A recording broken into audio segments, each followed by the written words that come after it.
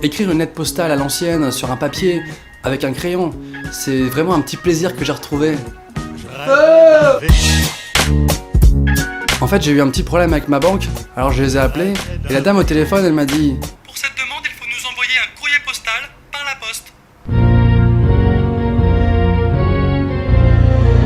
Alors je me suis mis à écrire cette lettre, et au bout de quelques lignes, j'ai redécouvert un problème que j'avais en CE2, alors que j'ai 24 ans. L'écriture penchée. Putain, c'est ridicule ce truc. J'ai 24 ans et j'écris encore penché. Heureusement que je passe pas un entretien d'embauche. Alors je sors d'une école d'ingénieur, je suis trilingue, professionnel et extrêmement motivé.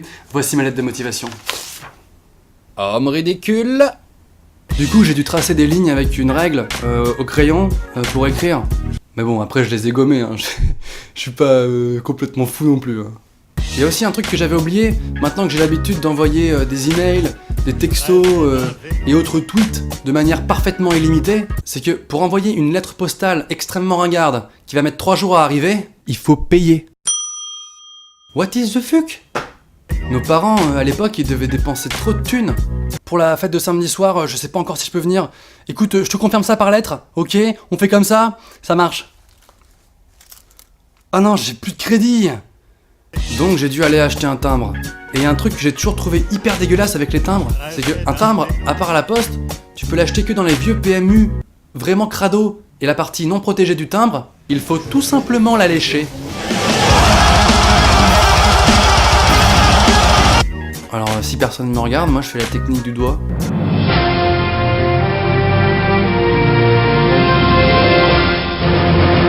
Comme ça j'ai pas trop de maladies du PMU.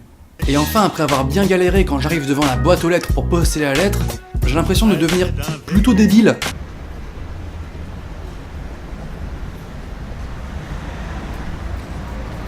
Et d'hésiter pendant 40-50 secondes. Mais après avoir autant galéré, j'ai pas envie de me tromper de trou si tu veux.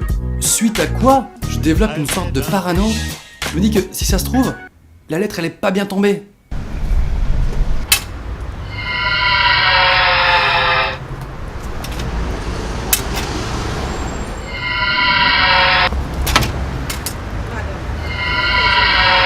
Alors que, normalement, c'est un trou classique.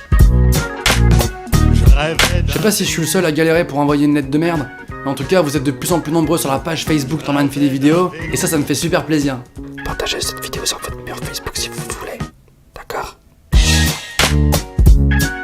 Au fait, si tout d'un coup vous voulez vous la péter et prendre un stylo plume pour écrire votre lettre, ça fait partie des choses qui sont des mauvaises idées. Mauvaise idée. Si tu souffles dans le ballon t'es mort, si t'accélères ils pourront peut-être pas te rattraper. Mauvaise idée. T'as l'impression que ta petite copine veut se barrer, tu cherches à lui faire un enfant pour la garder. Mauvaise idée. Tu veux faire marrer ton beau-père, tu fais des allusions sur la nuit dans sa fille que t'as passée. Mauvaise idée. Commencer la clope à 30 ans. Mauvaise idée. Les mélanges d'alcool différents.